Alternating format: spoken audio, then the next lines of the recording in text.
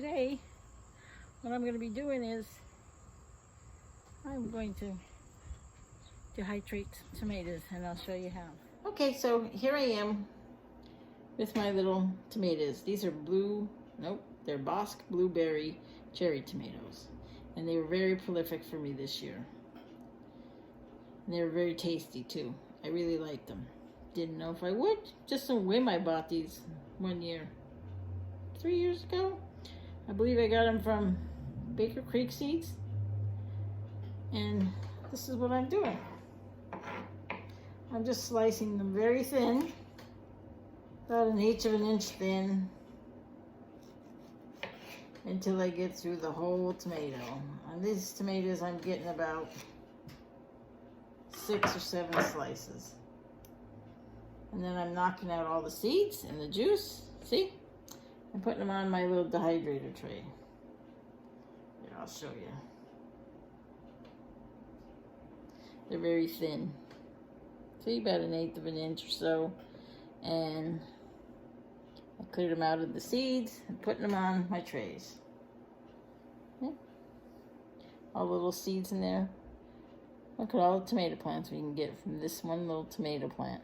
One little tomato itself. That's a lot of plants and a lot of little tomatoes. No, I won't be growing them all. But I'm using this dehydrated tomato for tomato powder for when I don't have any tomatoes and I want the flavor in something I'm cooking. Or when I'm cooking for somebody that says they don't like tomatoes, and I can just sprinkle it in there and they'll never know. And just placing them on my trays. Here I have my tray here. What I did is I lined it with some parchment paper, and this is my second go round, so I'm reusing the parchment paper. And then I'm just placing them all on the trays. I got myself Reynolds Kitchens parchment paper. Any brand will work. I am using probably one of the cheapest dehydrators there is, but that's okay. It's what I found on Amazon. I didn't have much money to spend on one at the time and didn't know if I would like dehydrating anything. So I bought me a nice cheap little round one or square one here, and it works grand. I have no issues with it. So once I have this completely lined here, I will show you what is next that I'm going to do. And it looks like our trays are full. Let me wipe my hands off here with my towel. Now you can see here on my board, I have all this juice and seeds. And I'm going to save those seeds. Yes, they may be cross-pollinated, but that's okay. I'm sure it will be a delicious tomato I get from them, and I'm just as prolific as this one. So now I'm going to take you over and show you what I'm going to do with my trays. Here is my dehydrator. I got a couple things drying on top here, some basil and some little yellow, let's see, lemon drop tomatoes that I just have sitting here on top of the lid as it's going. And here are some that I put in yesterday, and they're getting there, but they're not quite dry. They're still a little squishy in some spots. So we're letting them keep going. Probably gonna put these ones, I'll leave them down the bottom. And I'm just gonna take my 4 trays here, or 3 trays, whatever I have here, and put them on top. My 3 trays and my lid.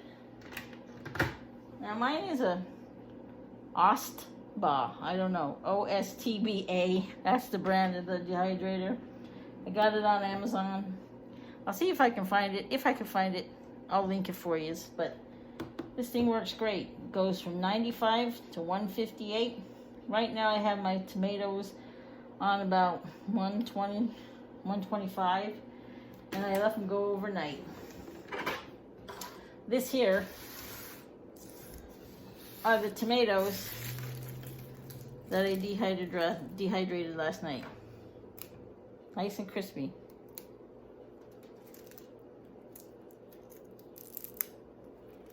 You don't really want them soft or soggy. You want them nice and crispy like this, because we're gonna zap them up.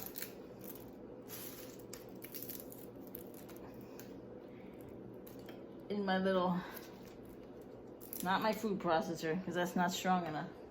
I'll show you what it is in a minute. Let me go get it.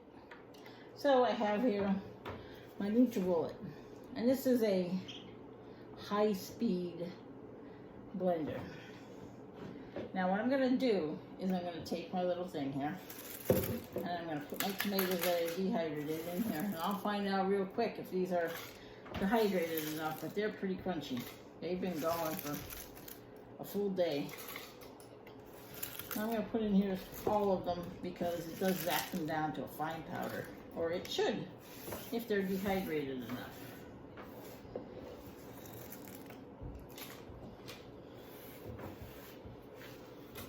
There we go. And there they go.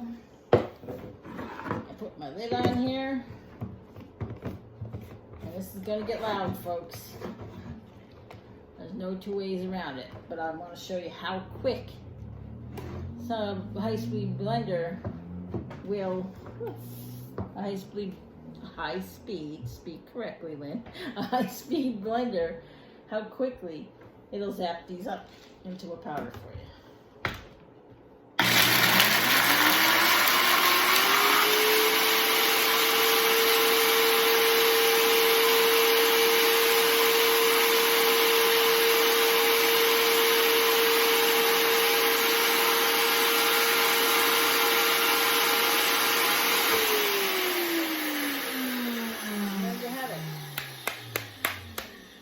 Too much longer because it'll heat it up. A nice fine powder in there. Let me open it up.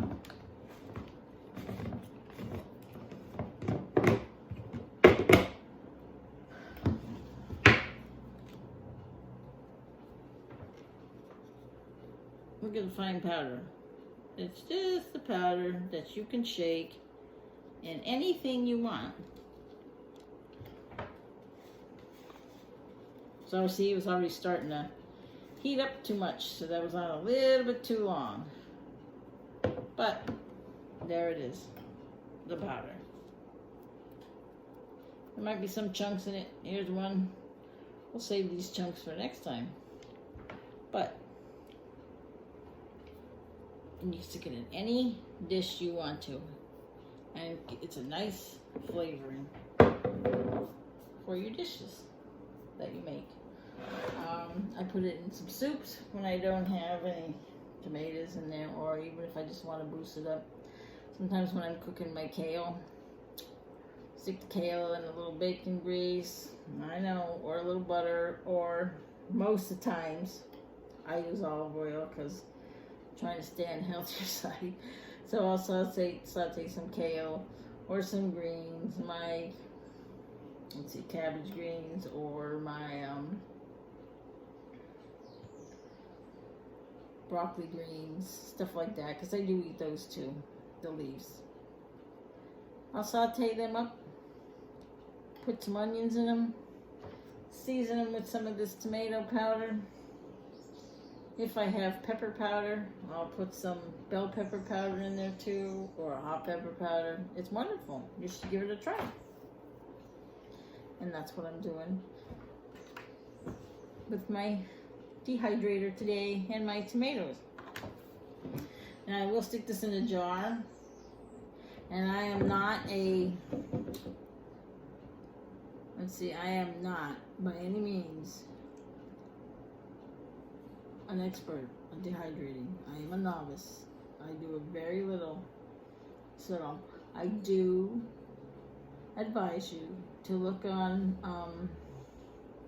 to look up dehydrating and get more tips on it, because I know you have to, what's the name of it? You have to condition your powders and stuff. So I will stick this in a little jar or something, and I will shake it every day for about 2 weeks to keep it loose so it doesn't get all clumpy, and I know that it's dry enough so it doesn't get mold or mildewy in there. You want to keep it loose, and for every day for about 2 weeks you should shake it up. Even if you leave them sitting on your shelf every now and then, if you're cooking and you see it sitting there, just grab your little container and give it a shake. It won't help. Keep it can get conditioned and dry. So that's what I'm doing today.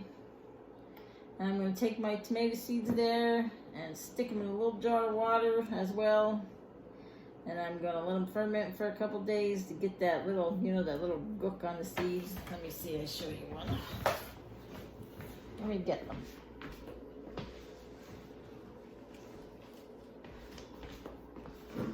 Look at this, the gel in the tomatoes. They're on each individual seed. If I can get one seed, that would be nice. They're so slippery. But right here, each seed has a coating on it that you want to get off so you can use the seeds for next year. So that's my next project. Sticking these in some water, fermenting them for a day or two in the water, and whatever ones fall are good. The ones floating are no good. You discard. At least that's how I believe. I hope I'm not telling you that backwards. That's what I do anyway. And then you can use them for planting next year. Or the years to come, because seeds are running out sometimes these days, and you're having a hard time getting seeds. And I like these tomatoes. And no, I did not stop it from getting cross-pollinated, but this is an heirloom seed. So what I gotta get? Quartz. That's what I do anyway. And then you can use them for planting next year.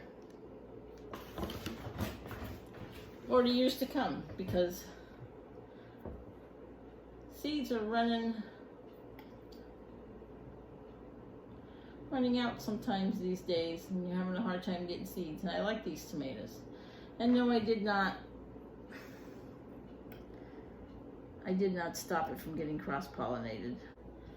There, I put my tomato seeds in a glass of water, and there are ones floating on top, which later on we will discard those ones because they're not supposed to be viable. But there are also a bunch of them sunk to the bottom, and after a couple days of letting it sit and fermenting, we could empty this out. I am going to take a coffee filter and place over the top of this cup and put a little rubber band around it while it's sitting in there fermenting, and maybe nobody will take a sip. No, nobody's gonna take a sip. That sure would be funny though. It's just tomato water. It's gotta be fermented tomato water. So 2-3 days, and that coating on the seeds that's on there, that helps them from sprouting inside the tomato or the digestion of an animal that eats it and takes it and then excretes it out in another area, so the tomato could get another tomato plant, can grow another tomato plant. That coating should be gone, and then I'll be able to dry the seeds. I'm just gonna lay them on parchment paper or paper towel or something, probably a paper towel because it's breathable, or on my coffee filter, and let them dry that way. And then I'll save them and write saved Bosque Blue Bumblebee seeds, cherry tomatoes. So that's what I'm doing with the seeds. So that's me in the kitchen today. What did you do in your kitchen today? Let me know if how you take your extra millions of little cherry tomatoes and what you do with them. This is one thing I do with them. I think it's my favorite thing to do with them because I really like having this this powder here for seasoning. And you can constitute it and use it like a tomato paste too if you wanted to. So, thanks for watching, guys. And you see what I'm doing, my little shenanigans with my dehydrator and my NutriBullet. It's been fun, guys. Come watch again sometime. And I hope I taught you something. I'm not an expert, but I might give you an idea of what you can do with your extra tomatoes. Have a good day, guys. Bye-bye.